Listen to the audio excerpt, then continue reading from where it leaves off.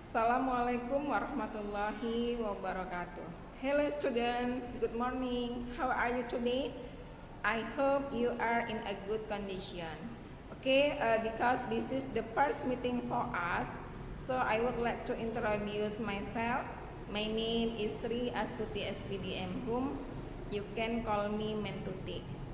Okay, in this meeting, I will explain about the learning contract. Jadi dalam pertemuan yang pertama ini, Mem akan menjelaskan kontrak belajar bahasa Inggris, di mana isinya di situ kamu akan mengetahui tata tertib yang harus kamu ikuti selama mengikuti pelajaran bahasa Inggris dan materi-materi apa saja yang akan kita bahas dalam semester ini.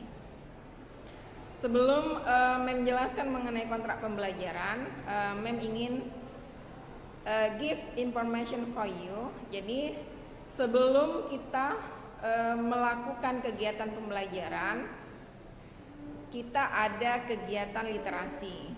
Kegiatan literasi itu yaitu membaca. Jadi di sini dalam 1 tahun kamu harus mempunyai 2 buku. Buku yang kamu baca itu bisa berupa novel, buku cerita, ataupun buku ilmu pengetahuan yang lain, tetapi bukan buku pelajaran. Jadi setiap pertemuan kita melakukan literasi, nanti kamu bisa mulai literasi itu dari yang awal kemudian sampai dengan akhir. Jadi dia secara bertahap dan selama 1 tahun kamu harus bisa menyelesaikan 2 buku untuk di literasi. Oke, itu informasi mengenai literasi. Dan Mem lanjut akan menjelaskan mengenai kontrak belajar kita selama 1 semester ini. Dalam kontrak pembelajaran bahasa Inggris ini, Mem akan menjelaskan tata tertib yang harus kamu ikuti dalam pembelajaran bahasa Inggris dan materi-materi apa saja yang akan kita bahas dalam semester ini. Adapun tata tertib yang harus kamu ikuti dalam mengikuti pelajaran bahasa Inggris, yaitu di sini ada 6 poin. Poin yang pertama itu, sebelum melaksanakan pembelajaran, siswa harus mempersiapkan diri seperti mandi, ibadah, berpakaian rapi dan sopan. Kemudian peserta didik juga harus sarapan terlebih dahulu. Kemudian mempunyai ponsel dan laptop yang sudah terkoneksi dengan internet, menyiapkan alat tulis dan buku catatan, kemudian memiliki buku pelajaran, dan yang terakhir yaitu memiliki sarana pendukung pembelajaran seperti kamus, karena kita belajar bahasa asing. Dan poin yang kedua yaitu kegiatan pembelajaran dimulai sesuai dengan jadwal belajar. Dan yang ketiga, sebelum dan sesudah pembelajaran siswa wajib berdoa. Kemudian juga mengisi daftar hadir, dan jika berhalangan karena sakit, orang tua harus menginformasikan kepada wali kelas sehingga wali kelas bisa memberi informasi kepada guru mata pelajaran.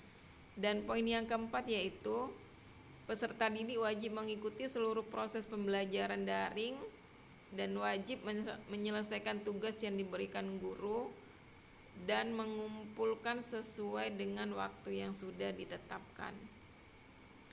Yang kelima, selama proses daring, peserta didik dilarang keluar dari proses pembelajaran sebelum ditutup oleh guru. Dan yang terakhir, peserta didik akan melaksanakan tatap muka atau kontrol belajar sesuai jadwal.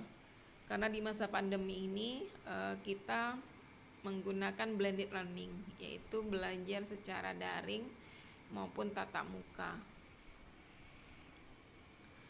Adapun materi yang kita bahas dalam semester ini, di sini ada 3 KD. KD yang pertama yaitu mengenai talking about self. Ini seperti introduction, perkenalan diri.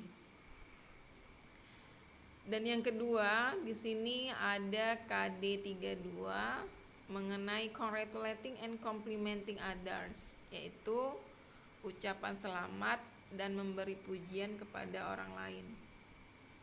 Dan yang ketiga, KD 33 kita akan membahas mengenai descriptive text. Dalam penilaian di sini ada 3 poin yang akan dinilai. Jadi yang pertama itu ada penilaian sikap.